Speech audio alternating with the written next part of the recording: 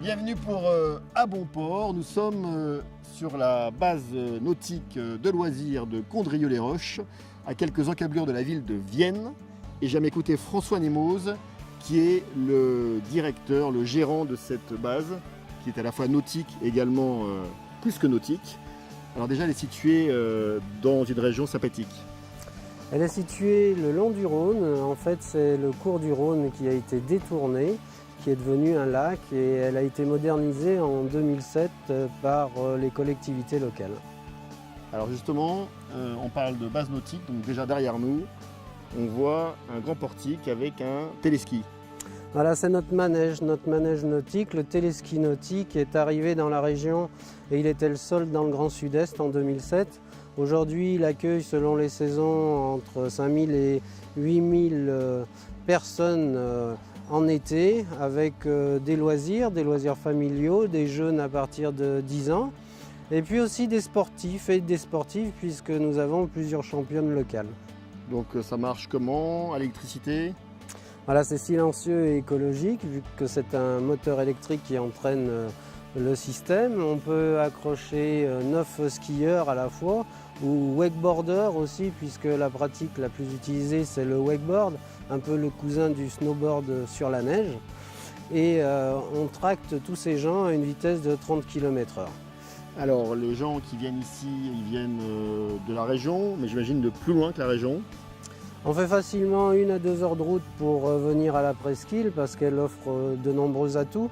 Elle n'a pas que le téléski nautique, mais il y a un grand vivier de Lyonnais qui ont compris que Vienne c'est à peine 30 minutes de chez eux et qu'on est tout de suite dans la nature. Ce sont en général des gens qui sont passionnés par la glisse, ce sont des gens qui aiment bien le grand air, les balades. Eh bien, on a la chance en Rhône-Alpes d'avoir un public de riders, comme on dit, que ce soit sur la neige ou sur l'eau, on est très affûté. Et c'est vrai que dans cet espace de pleine nature, eh bien, on peut tout simplement se baigner sur la plage ou partir en balade en gyropode dans les vignobles, le long du Rhône. Il y a un territoire assez, je dirais, qui offre une variété de paysages. Donc vous parlez de nager, donc la température de l'eau c'est... Actuellement, elle est de 25 degrés, donc on n'en vit pas la mer ici. Et elle est d'excellente qualité vu qu'elle est surveillée, puisque c'est une eau de baignade. On a la chance qu'elle soit très stable. Et ici, donc, on peut à la fois donc, faire du sport, se baigner, et vous parliez de gyropodes. Donc, dites-nous tout sur ces gyropodes qui sont a priori assez en vogue. Eh bien, c'est un petit engin de roue qui est venu sur la presqu'île depuis 4 ans. Qui permet aussi avec son mode électrique de se promener tout en silence et sans effort de gravir nos coteaux et de faire découvrir tous ces vignobles aux touristes. C'est-à-dire que vraiment vous êtes dans la région des vignobles les plus fabuleux et c'est un moyen assez original de les visiter. Voilà, déjà il y a plusieurs activités de la presqu'île qui ont le label Vignoble et Découverte et c'est important qu'on ait une offre homogène, que ce soit en restauration ou dans les loisirs tournés autour du thème œnologique. Eh bien merci beaucoup François Nemoz. Merci à vous. Et nous plaisir. On va se balader pas très loin d'ici pour retrouver un autre invité. Merci François.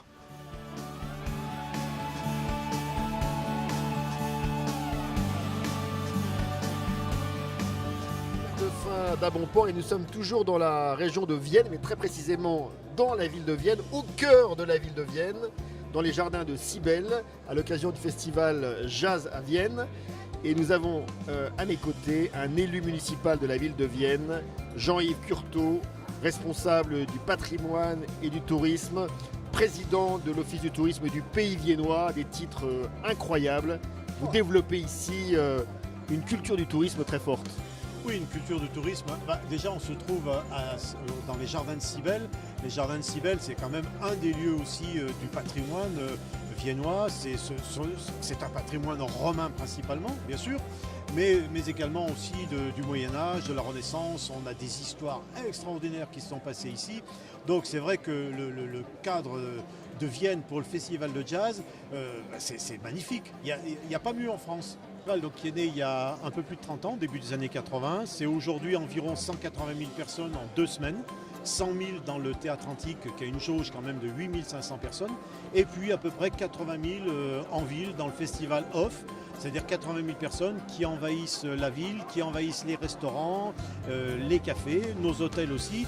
C'est une animation pendant 15 jours, mais c'est beaucoup d'animations avant et après. Et c'est pendant le festival aussi beaucoup de touristes qui ne viennent pas pour le festival, qui viennent pour cette ambiance. Et les stars, les célébrités? On les a tous eus. Alors évidemment, les grandes stars du jazz, la plupart sont décédées aujourd'hui.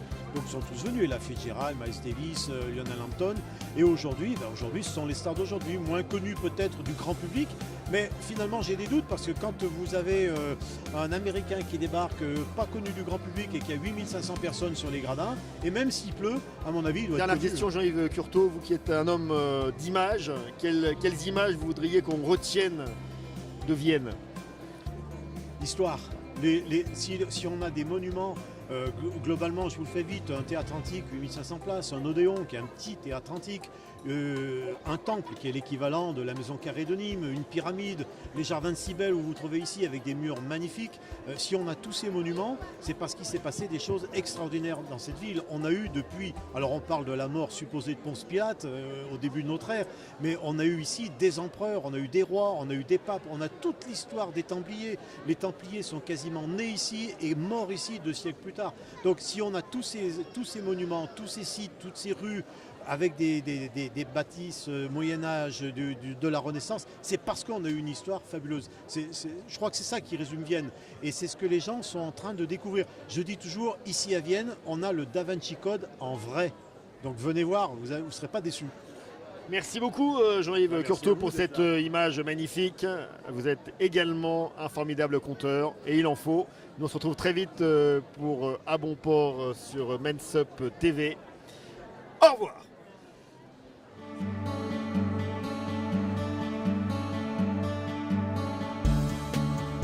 Ah, ah, ah.